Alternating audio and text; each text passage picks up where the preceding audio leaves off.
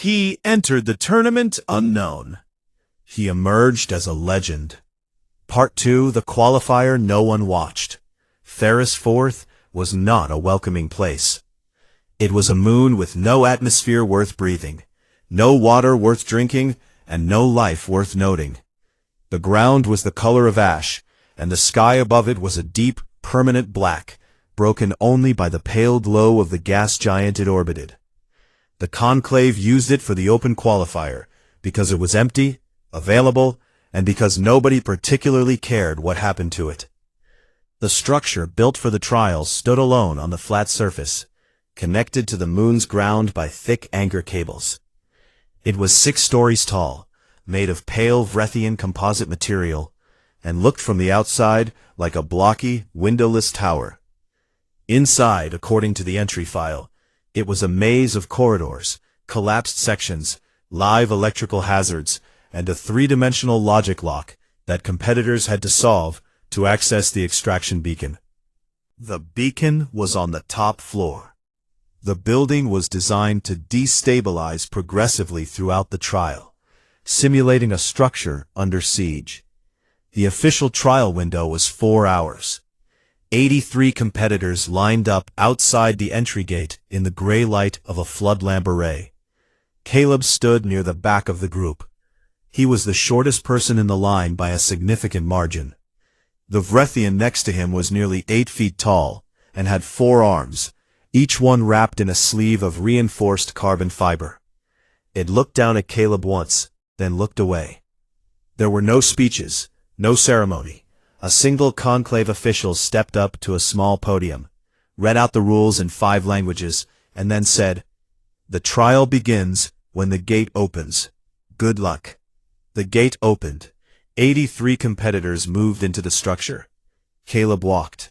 He did not run. He did not push through the crowd at the entrance. He let the others go ahead of him, and then stepped through the gate at his own pace, breathing steadily, looking at the walls. The first thing he did was stop. He pressed his hand flat against the nearest support column and held it there. He felt the faint vibration running through the composite material, a low, rhythmic pulse that most people would not notice. It was the building beginning to stress. He had expected it. According to the Vrethian Guild specifications he had memorized, this particular design used a tri-column load distribution system. When one column began to fail, the load shifted to the adjacent columns in a predictable sequence. Left, then center, then right. Like dominoes, but slow. He pulled his hand away and moved forward. Around him, competitors were already branching off into different corridors. He could hear the sound of running feet, shouts in alien languages, the crack of something heavy falling somewhere above him. The building was already moving. The conclave had apparently started the destabilization sequence before the trial began, which was either a calibration error or a deliberate test of alertness. Either way, it did not change Caleb's plan. He moved through the first corridor slowly, keeping his right hand on the wall, reading the vibrations. The pattern was clear to him. The left side of the building was going to fail first. He needed to stay right center and work upward through the stable zones. On the second floor, he found a body. Not a dead body. The trial used stun fields and safety protocols, but a large, green-scaled competitor, from a species he did not recognize, was lying flat on the floor, conscious but unable to move, having triggered a stun trap set into the floor tiles. The creature's eyes tracked Caleb as he approached.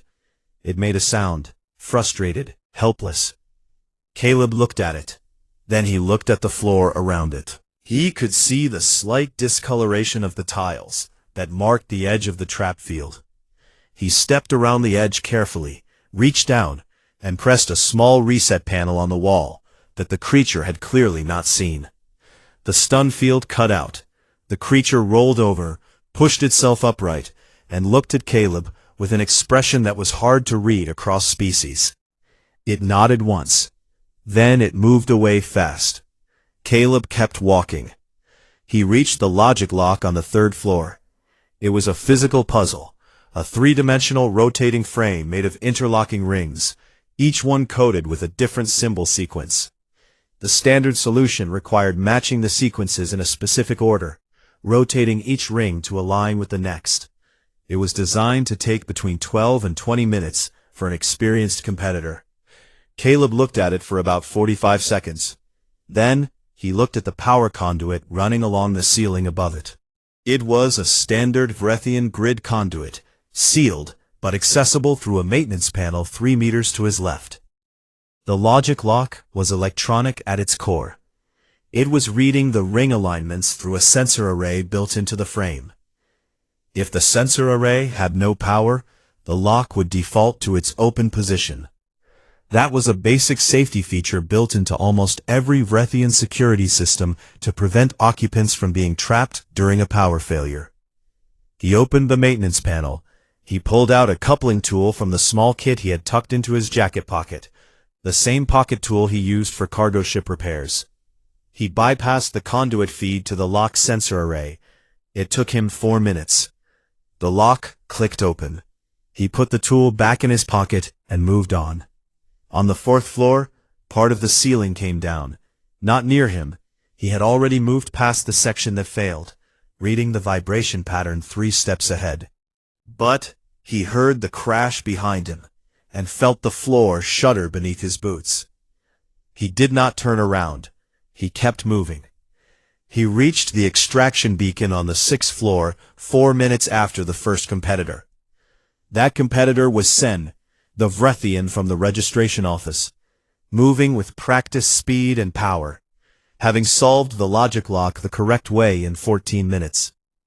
Sen activated the beacon and looked back at Caleb as Caleb stepped through the doorway. Sen looked at him for a long moment. Then it turned away and said nothing. Caleb activated his own beacon slot. 2nd place. He sat down on the floor, back against the wall, and waited. Outside the structure, the trial feeds were being monitored by a small crew aboard Diane's research ship, the Harrow. It was not an official broadcast. Diane had pulled the live qualifier data feed through a conclave public access channel, something anyone with the right subscription could do, but almost nobody bothered with for the open qualifier. Yura was one of Diane's colleagues, a communications officer, young, sharp, with a habit of watching everything twice before forming an opinion. She had been half watching the qualifier feed on a secondary screen while running diagnostics on the ship's antenna array. She was not paying close attention, not at first. But then she saw a small figure on the 4th floor camera move through a section of corridor about 3 seconds before that section's ceiling collapsed. No running, no visible panic, just a calm step to the right, as if the person had known. She put down her diagnostic tool. She rewound the feed. She watched it again. Then she pulled up the full feed from Caleb's entry point and watched everything from the beginning. She watched him stop at the first column and press his hand against it. She watched him step around the stun trap. She watched him bypass the logic lock in 4 minutes with a pocket tool. She watched him reach the beacon second, without ever appearing to hurry. When the qualifier ended, 51 of 83 competitors had failed to extract. 12 had been physically unable to continue. The building had partially collapsed on the lower 2 floors by the end, exactly as Caleb had predicted it would. Caleb's run was flagged by the judging committee for review. Bypassing the logic lock through the power conduit was not the intended solution. The committee reviewed the entry rules for 40 minutes. Then they confirmed it. The rules stated that competitors must open the lock. They did not state how. His qualifier results stood. 2nd place overall. Yura sat back in her chair and looked at the screen for a long time. Then she turned to where Diane was working at the next station. "Your brother just broke the qualifier," she said. Diane looked up from her samples. "What?" Yura turned the screen toward her. Diane watched the clip. She watched it again. Then she sat very still for a moment. "He never told me he could do that," she said. I don't think he tells people things, Yura said. Diane thought about that. She thought about her brother sitting quietly in the back of every family gathering, watching everyone else talk. She thought about the way he always seemed to know when something was about to go wrong, a habit she had always chalked up to anxiety, but was now reconsidering. No, she said finally. He doesn't. On Theris 4, the last competitor stumbled out of the structure, as it groaned and settled into a lower position on its anchor cables. A conclave official walked the line of survivors, scanning badges. When the official reached Caleb, it paused. Human, it said, reading the badge. Yes, Caleb said. The official looked at him. Then it moved on. Caleb picked up his bag from where he had left it outside the entry gate, slung it over his shoulder, and walked toward the shuttle dock. His boots were still worn down at the heels. He still needed to replace them. He had just qualified for the Grand Rift tournament. He thought he might buy new boots before the first round. He probably would not. He entered the tournament unknown. He emerged as a legend. Part 3. The Weight of Being Underestimated. Velun Prime was nothing like Theris 4. Where Theris 4 had been gray and dead and quiet, Velun Prime was alive in a way that was almost too much to take in at once. The planet had 2 suns, and a sky that shifted color throughout the day, pale gold in the morning, deep amber by afternoon, and a rich, burning orange at sunset that made the horizon look like it was on fire. The city that had grown up around the tournament grounds was enormous. Buildings rose in spirals and arches. Lights moved through the air between structures, advertising displays, transport drones, camera platforms. Every surface had something to show, something to sell, or something to say. Millions of beings had come from across the galaxy to watch. Caleb walked through the arrival terminal with his bag on his shoulder and his qualifier badge clipped to his jacket. Around him, competitors from 50 species moved in clusters, surrounded by coaches and medics and sponsors carrying equipment cases the size of small vehicles. Caleb had none of those things.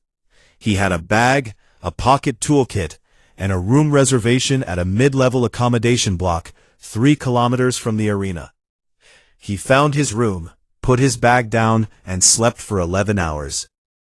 The opening ceremony was held the next morning in the Grand Coliseum, a structure so large that its interior could fit the entire city of Dayton with room to spare. 64 competitors walked out onto the floor in front of a crowd that filled every seat and still spilled over into standing areas. The sound was physical. It hit Caleb in the chest like a pressure wave the moment he stepped onto the arena floor, and he had to remind himself to keep walking. He was seated 64th, dead last. The seat numbers were displayed on a massive screen above the floor. His name was at the bottom of the list. Beside it, in the species column, the word human appeared in 60 different languages. On every single galactic sports feed covering the opening ceremony, the word appeared with a small question mark icon beside it, the standard symbol used when commentators wanted to signal to audiences that a competitor was unknown and unranked. In a broadcast booth high above the floor, a pair of reptilian commentators from the Sovan network exchanged a brief look when Caleb's name appeared. Human, one of them said. First time a human has ever stood on this floor. Last time, probably, the other replied. They moved on. Near the top of the seed list, in the position reserved for the tournament favorite, stood Drev Korath. He was from the Korath Dominion, a species that looked, to human eyes, like something between a rhinoceros and a piece of ancient armor. His body was covered in dense, layered scales the color of dark iron. He stood nearly 9 feet tall and weighed, by the tournament's medical records, 840 kilograms. He had won the Grand Rift tournament 5 consecutive times. The last competitor to come close to defeating him had done so 18 years ago and had retired from competition immediately after. Drev Korath stood at the front of the competitor line and looked straight ahead. He did not look at the crowd. He did not look at the screen. His face was unreadable. He had been here before. He was not impressed by the noise. At some point during the opening ceremony, one of his coaches, a smaller Korath with reading glasses and a datapad, pulled up the full list of qualifiers and ran through the bottom seeds quickly. Standard practice. No real attention given to the lower half of the list. The coach paused for exactly 1 second when he reached seed 64. He looked at the word human. Then he scrolled past it. Drev Korath never looked at it at all. The first round of trials began the following day. The individual trials were spread across 5 days and covered 3 disciplines: endurance, problem-solving, and direct combat using non-lethal energy weapons. Caleb lost his first combat bout. It was against a Marathi competitor, a species with 4 arms and reflexes fast enough to be genuinely difficult to track with human eyes. The bout lasted 8 minutes. Caleb was hit 11 times. He hit his opponent 4 times. He lost on points, clearly and without argument. He walked off the combat floor without saying anything, sat down on a bench outside the arena, and spent 20 minutes replaying the bout in his head. He was not fast enough. He knew that. He had known it going in. But he had noticed something in those 8 minutes that his opponent had probably not noticed he had noticed. The Marathi fighter had a tell. When it was about to commit to a strike with its upper right arm, its left shoulder dropped half an inch before the movement. It happened every time. Every single time, without exception. Caleb filed that away. He won the endurance trial the next day. The endurance event was simple in concept and brutal in practice. Competitors had to complete a circuit, running, climbing, carrying weighted packs, for as long as they could continue. There was no time limit. You kept going until you stopped. The winner was the last one moving. Caleb finished 3rd in the circuit segment. By pure physical output, he was well behind the top competitors. But as the hours passed and larger competitors began to slow, Caleb did not slow. His pace was not impressive. It was just consistent. The same stride rate at hour 3 that he had used at hour 1. The same breathing pattern at hour 7. He had run long distances in rough terrain his entire adult life. It was part of military engineering training, where you often had to move under load for extended periods with no guarantee of rest. At the 12-hour mark, 11 competitors remained. At the 15-hour mark, 4 remained. At 17 hours and 22 minutes, Caleb was one of 2 still moving.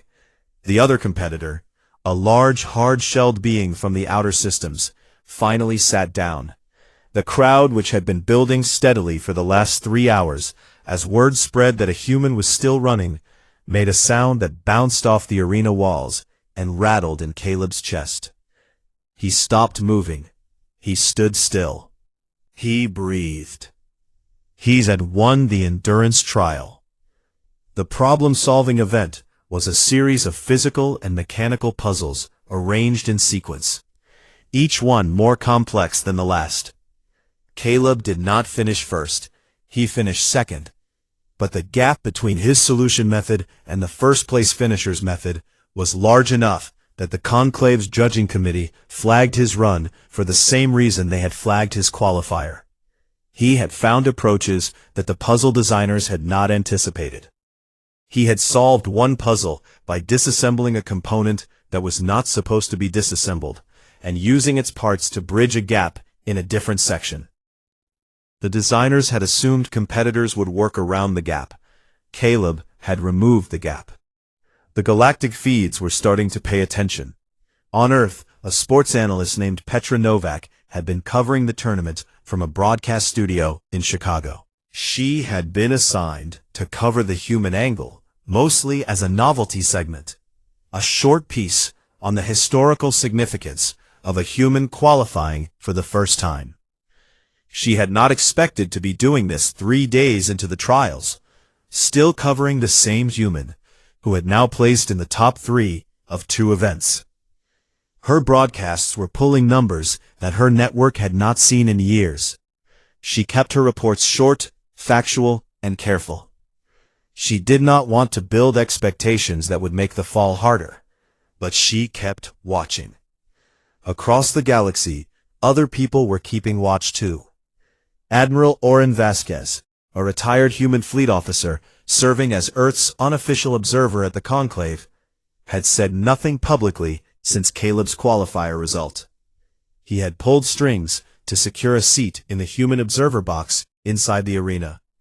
He sat there each day with his arms crossed and his expression neutral, watching. He had seen a lot of soldiers in his career, a lot of engineers, a lot of people who were quietly good at things that other people underestimated. He did not say anything to anyone about what he thought was happening, not yet. Inside the arena, after the problem-solving results were posted, Drev Korath's coach placed a data pad in front of him with Caleb's trial results highlighted. Drev Korath looked at it.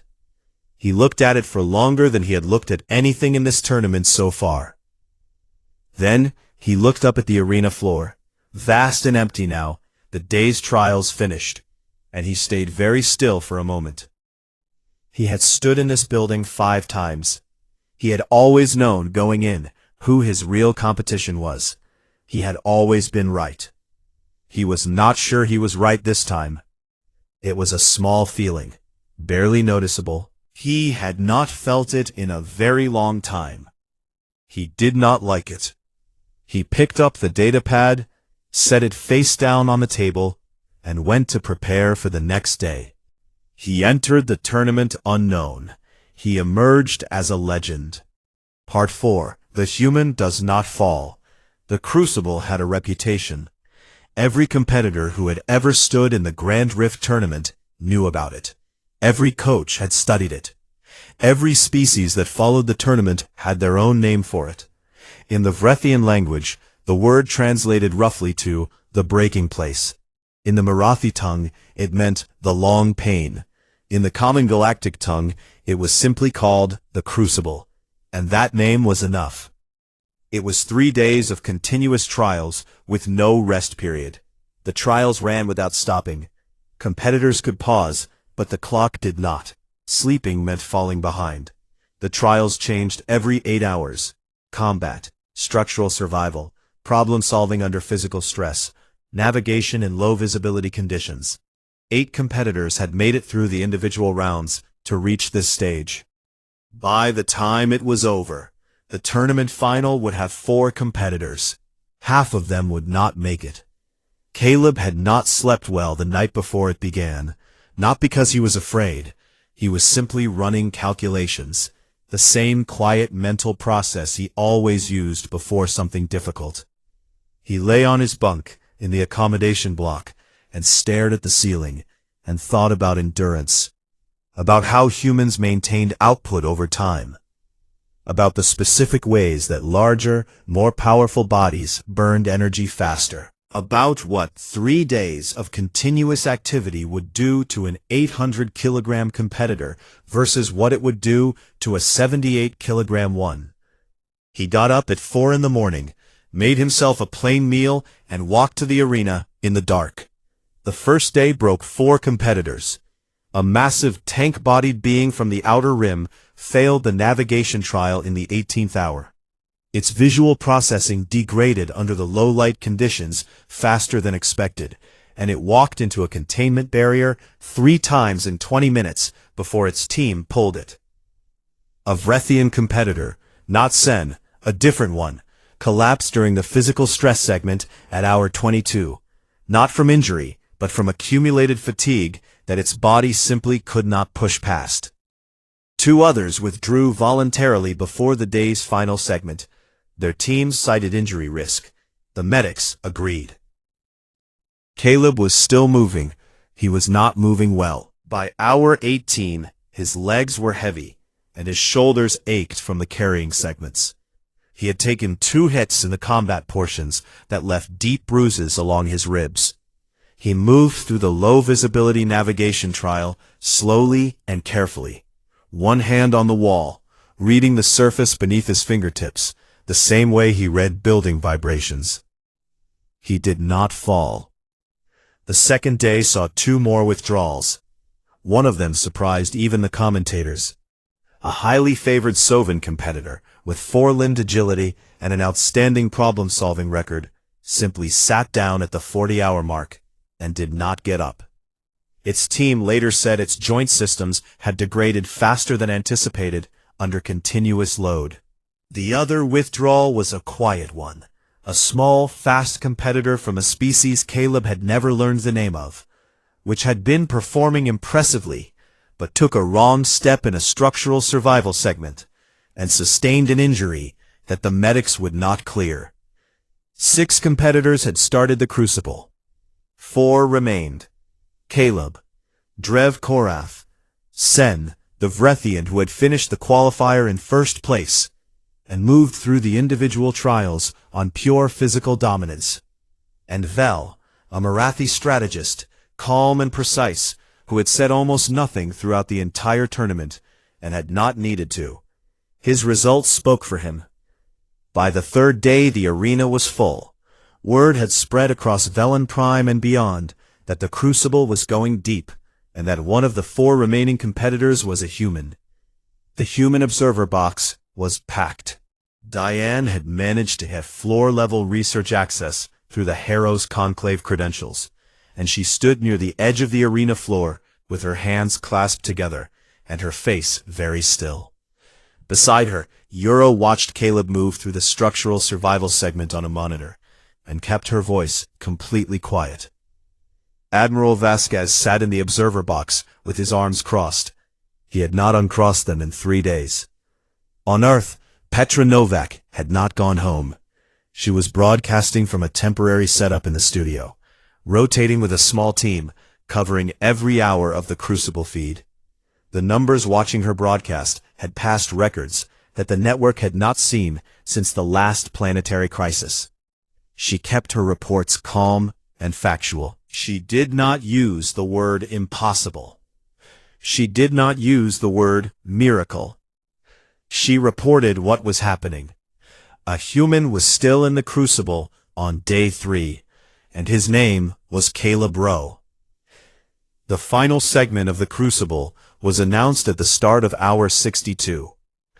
A combined structural survival and combat trial.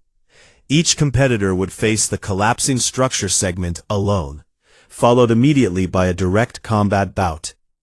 The pairings were drawn randomly. Caleb drew Drev Korath. The arena went quiet when the pairing was announced. Not slowly, all at once, like someone had turned off the sound.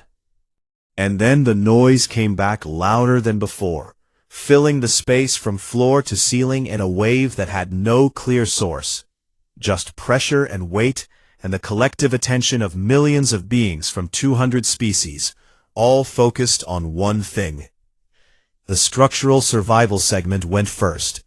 Caleb moved through it the same way he always moved through structures. Hand on the wall, reading the vibrations, staying ahead of the failure sequence. He finished 3rd out of 4. His body was 62 hours into continuous exertion, and it showed. He was slower than he had been on day 1.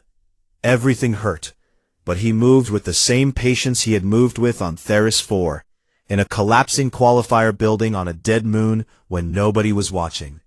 Someone was watching now. The combat bout began 6 minutes after the structural segment ended.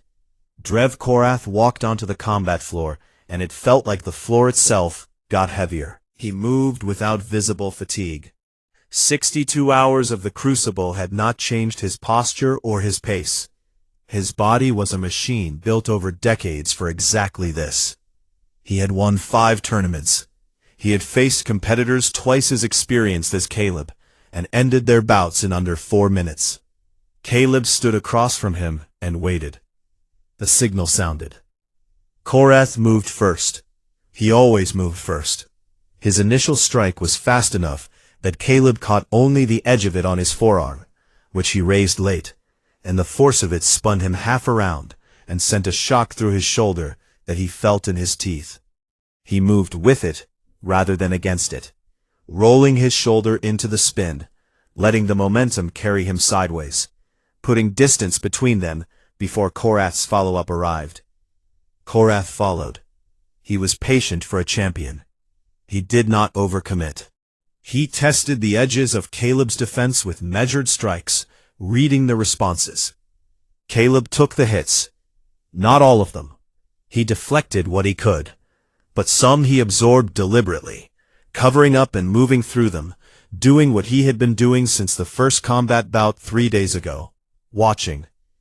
Every time Korath moved, Caleb was looking, not at the strike coming in, at everything else, the shoulder angle, the foot position, the slight shift in weight that came before a committed attack. It was there. He found it at the 20-minute mark. When Drev Korath was about to commit to a heavy strike, a real one, not a test, his left foot moved forward exactly half a step before the rest of his body. It was not visible, unless you had been watching for it specifically for 20 minutes while absorbing hits that left your arms numb and your vision slightly unclear. Caleb had been watching for it. He waited. The next heavy strike came at the 31-minute mark.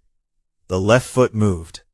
Caleb stepped inside the arc of the strike rather than away from it, inside Korath's reach where the power of the blow could not fully develop, and he drove a precise strike into the cluster of articulated joints on Korath's left side, the joints that Diane had pointed out in a xenobiology file she had sent him 2 years ago, as a joke about how Korath Dominion anatomy was surprisingly fragile in that one specific location for such an otherwise armored species.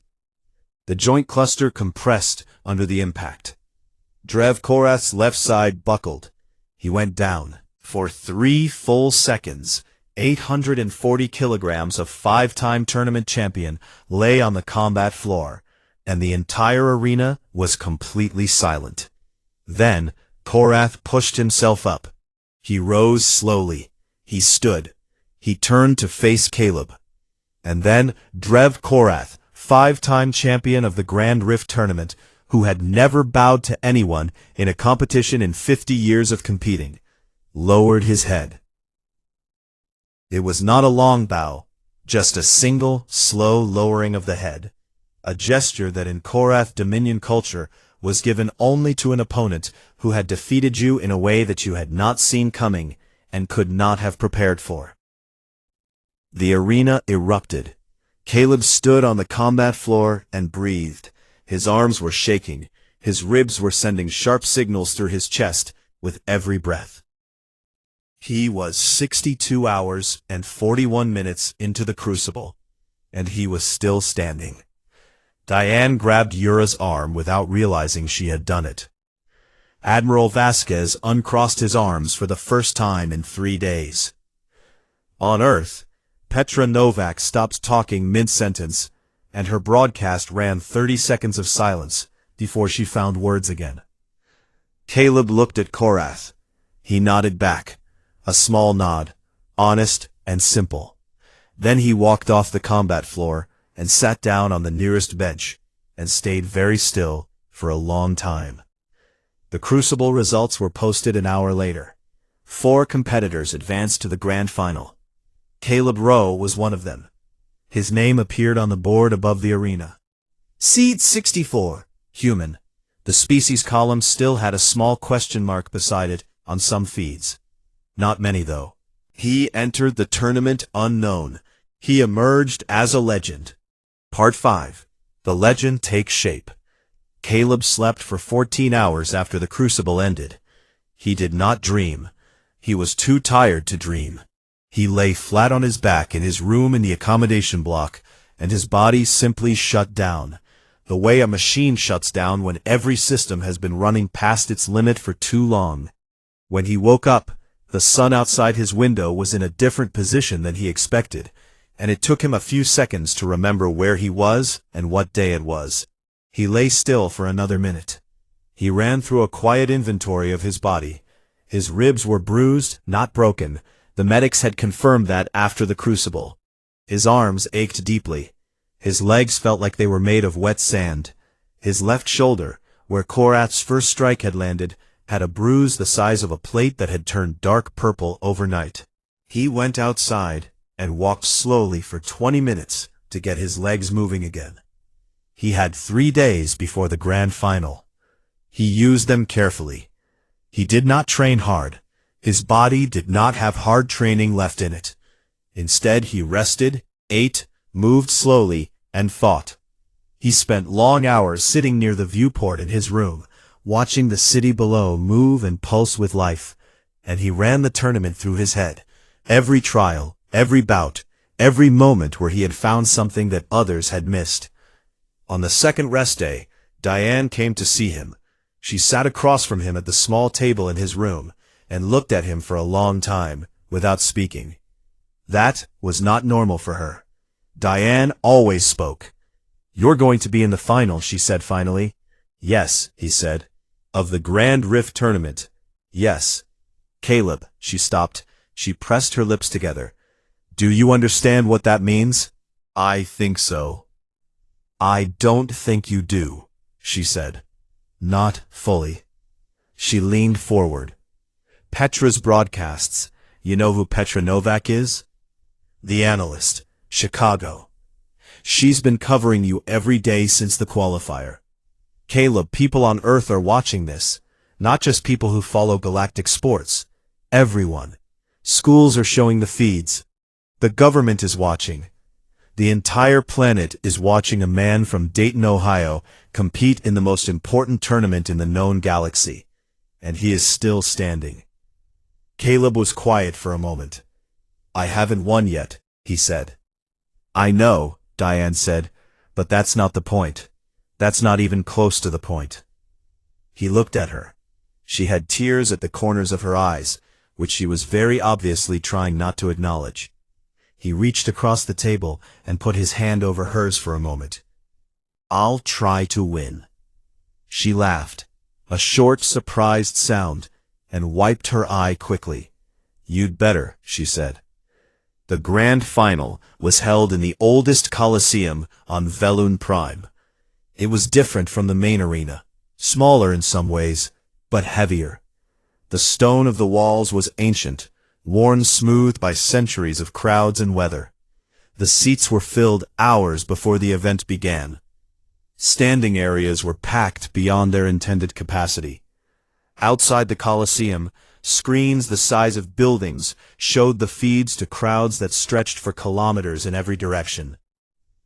The format of the grand final was not a single trial. It was 3, all running simultaneously and interlinked. The physical component was an extended circuit under load, designed to drain stamina. The strategic component was a live decision system, a series of choices presented to competitors throughout the event that would open or close paths through the final phase. And the final phase was a structural survival and navigation challenge that would take everything the first 2 components had built and either use it or break it. 4 competitors entered. 2 would advance to the final stage. 1 would win. The 4 competitors were Caleb, Vel the Marathi strategist, Sen the Vrethian, and a 4th, a powerfully built being from the Doron Collective, who had moved through the bracket quietly and effectively, and was considered by most analysts to be the second most dangerous competitor remaining after Vel. Drev Korath stood in the spectator area near the front. He had not left Velun Prime. Nobody had expected him to. He stood with his arms at his sides and watched the competitors walk out, and when Caleb passed below him, he was still. Admiral Vasquez was in the human observer box. He had said very little to anyone for the entire tournament. He had made a few quiet communications back to Earth, factual reports, short, giving nothing away. He sat in his seat now and waited. Diane and Yura stood together on the floor-level research access platform, close enough to see the competitors without screens between them. On Earth, Petra Novak was live. She had been broadcasting for 6 hours already, covering the buildup. Her voice was steady. She had made a decision earlier that morning to stay steady, no matter what happened. She owed that to the people watching. The final began. The physical component was brutal for Sen and the Doran competitor from the first hour. Both were large and powerful and designed for explosive performance, and the sustained grind of the circuit, load after load, circuit after circuit, was not what their bodies were built for. Caleb and Vel moved through it more evenly. Vel was elegant. His movements were economical in a way that suggested years of calculated physical training. He wasted nothing. Caleb was not elegant. He was persistent. The strategic decision points came every 40 minutes throughout the first phase. Each decision opened certain paths and closed others in the final stage. Vel made his choices quickly and with clear logic. He was the best pure strategist in the tournament, and he made it look simple. Caleb made his choices more slowly, studying each option for longer than the other competitors. And more than once the Galactic feed commentators noted that his choices seemed counterintuitive. One of them, a broad-shouldered Sovan, said flatly, "The human keeps choosing the harder path." At the 6-hour mark, the Doran competitor fell too far behind in the physical component to recover. The scoring system eliminated him from final stage access. Sen pushed hard and stayed close for another 90 minutes before the sustained load finally broke his pace apart. He slowed. The gap widened. At the 8-hour mark, the scoring system confirmed the final two, Vel and Caleb. They entered the final stage together. The Structural Survival and Navigation Challenge was the largest single trial in the tournament. It filled an entire floor of the Colosseum, a vast, constructed space of corridors and chambers, designed to destabilize in real time. The competitors had to navigate from the entry point to a final marker at the far end, and the path between them was constantly changing as sections collapsed, sealed, or opened, according to a sequence that the competitors could not know in advance. Vel moved with perfect calculation. He read the space around him, made decisions quickly and correctly, and navigated toward the marker on the most efficient available route. He was ahead after the first 20 minutes. He was still ahead after 40. Caleb was not on the efficient route. He had made a choice at the first major branch point, a choice that every analyst watching the feed agreed was wrong. He had taken a path that by structural analysis was less stable and more complex. Vel's route was safer, faster, and more direct. At the 50-minute mark, a section of the main corridor, the corridor Vel was using, sealed unexpectedly. Not a collapse, a lock. One of the strategic decision choices, made at the 40-minute point during the first phase, had triggered a seal condition in that specific corridor section. Vel had not chosen that option. Caleb had. Caleb had chosen the harder path in the first phase, because the harder path meant something specific in the final stage. He had read the tournament design documents the same way he had read the Vrethian Guild specifications before the qualifier.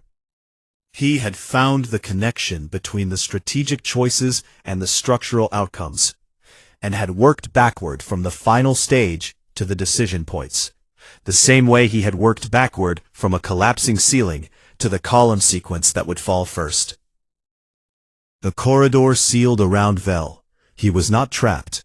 There were safe exits. But his route to the final marker was blocked, and finding a new route cost him minutes he could not easily recover. Caleb moved through this chosen path. It was difficult.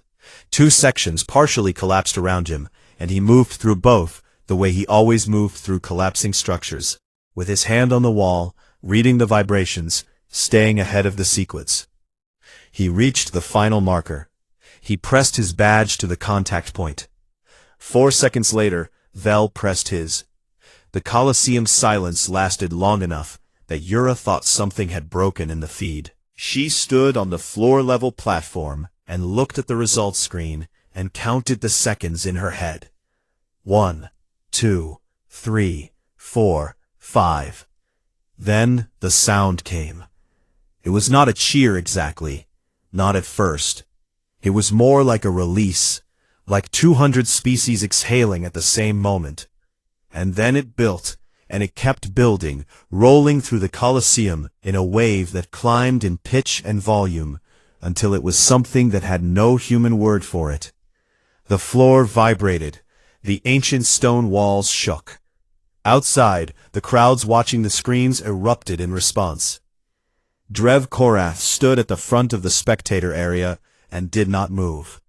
He watched Caleb stand at the final marker, covered in dust from the collapsed sections, breathing hard, with a bruised shoulder and worn-down boots, and a bag back in a room in a mid-level accommodation block 3 kilometers away. Korath's expression was unreadable for most species, but the coach standing beside him, who had known him for 30 years, saw something in his face that she had not seen there in a very long time. Respect, complete and uncomplicated.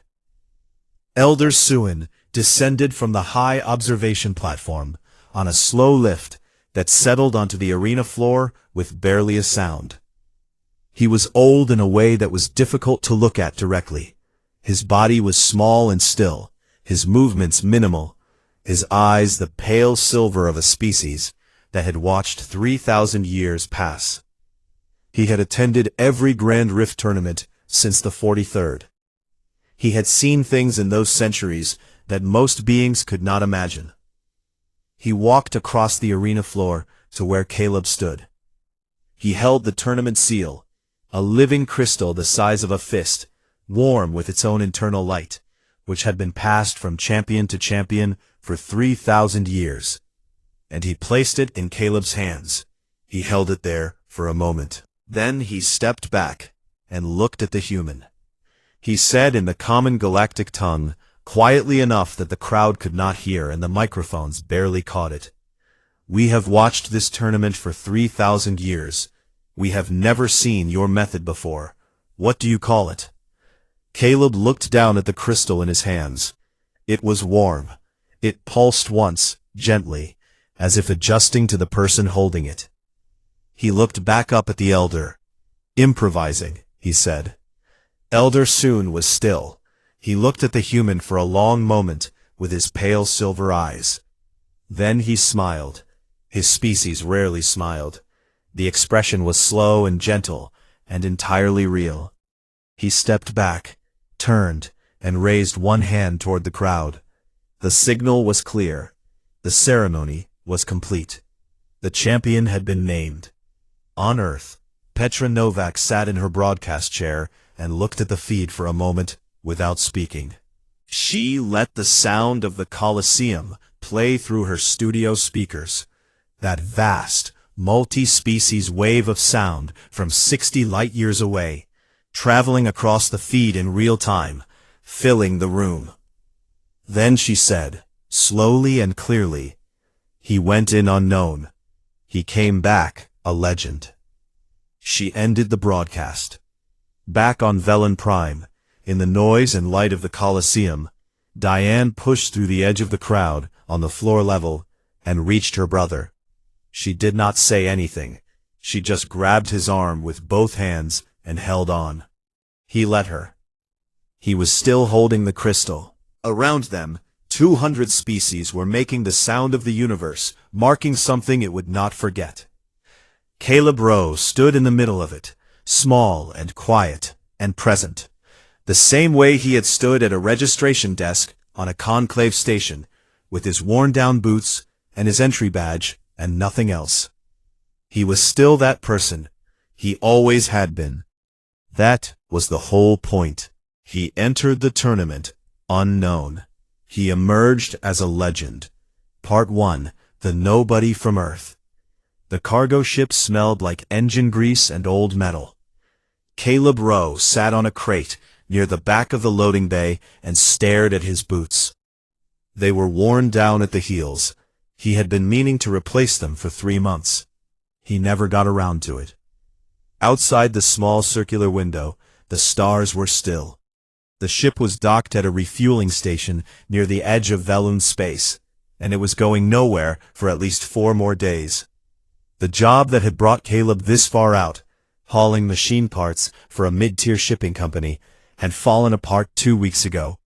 The client canceled the contract without warning, and just like that, Caleb was stranded. No job, not much money, and about 60 light-years from the nearest human settlement. He was not angry about it. He was used to things going sideways. Caleb was 29 years old. He had grown up in Dayton, Ohio, in a small house with a leaky roof and a father who fixed engines for a living. He joined the military at 18, trained as a combat engineer, and spent 7 years doing things he was not allowed to talk about. Then came a classified incident on a border station. The kind of thing that ended careers quietly, and Caleb found himself with an honorable discharge, a small pension, and no idea what to do next. He drifted into cargo work. It suited him. Nobody asked questions, and he did not have to answer to anyone. He was not tall or especially strong. He had brown hair that needed cutting, and pale gray eyes that tended to make people uncomfortable if he looked at them too long. He did not talk much. He listened more than he spoke, watched more than he moved, and had a habit of taking things apart just to understand how they worked. His sister Diane had been trying to get him to visit her for 2 years. She was a xenobiologist stationed aboard a research vessel called the Harrow, currently orbiting a small moon about 3 hours from Caleb's position. She studied alien biology, tissue samples, anatomy, behavioral patterns. She loved her work the way Caleb had once loved engineering, before the military burned that feeling out of him. He sent her a message that morning, just 3 words, "I'm nearby, stranded." She called him back in 11 minutes. "Then come here," she said. "I have a spare bunk and actual food." So Caleb packed his 1 bag, settled his docking fees, and took a shuttle to the Harrow.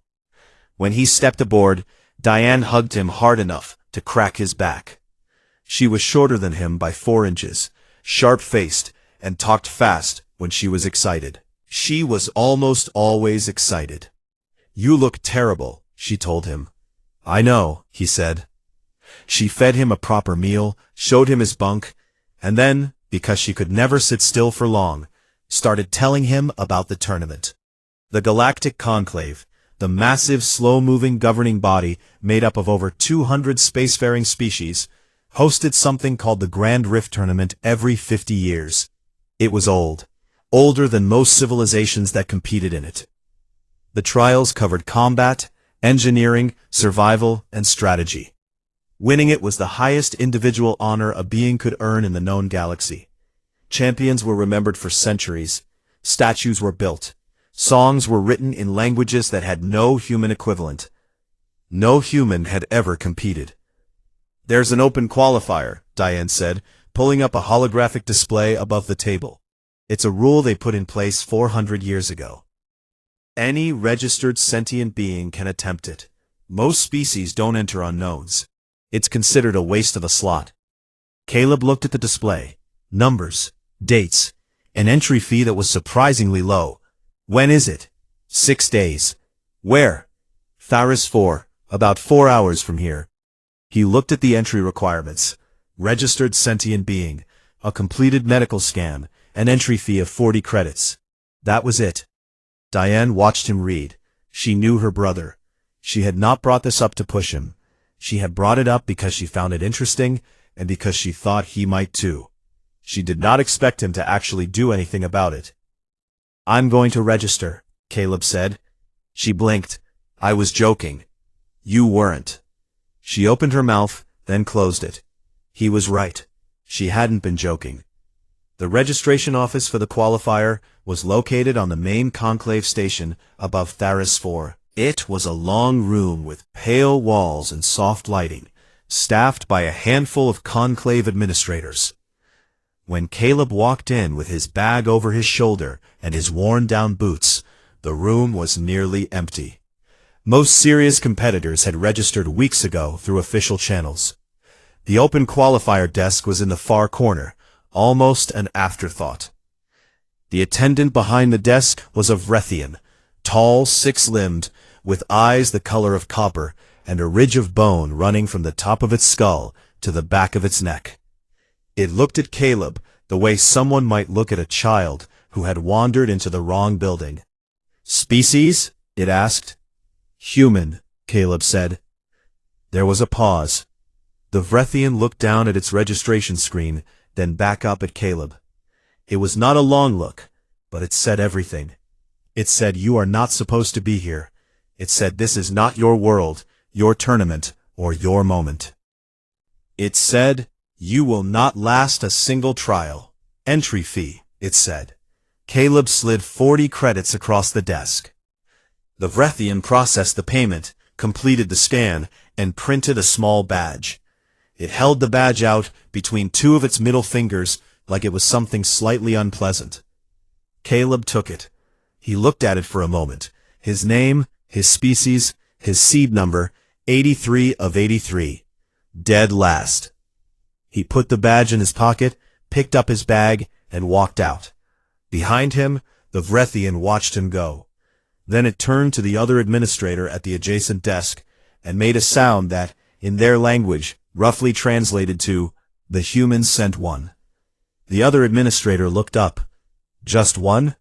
"Just one." They both returned to their work. Caleb walked back through the station corridors without hurrying. He passed competitors who were twice his size, 3 times his weight, with exoskeletons and forearms and eyes that could see in 12 spectrums. He passed coaches and sponsors and camera crews from galactic sports networks. Nobody looked at him. Nobody stopped him. He was invisible. He found a quiet bench near a viewport, sat down and looked out at the stars. He was not nervous. He was not excited. He was thinking, the way he always thought before something difficult. Quietly, carefully, turning the problem over in his mind like a stone in his hand, feeling the weight of it, looking for the edges. He did not know if he could win the qualifier. He did not know if he could survive it. But he had read the entry file twice on the shuttle ride over. And he had noticed something that the other 82 competitors had probably not thought about.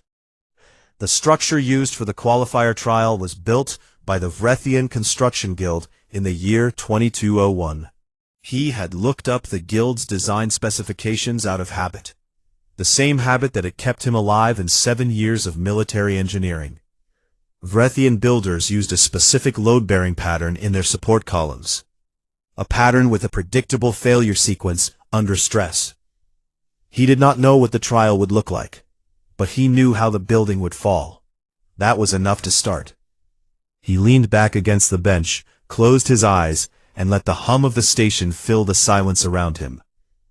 In 6 days, he would walk into a collapsing structure on a dead moon, 60 light-years from home, with nothing but 40 years of second-hand engineering knowledge and a pair of boots that needed replacing.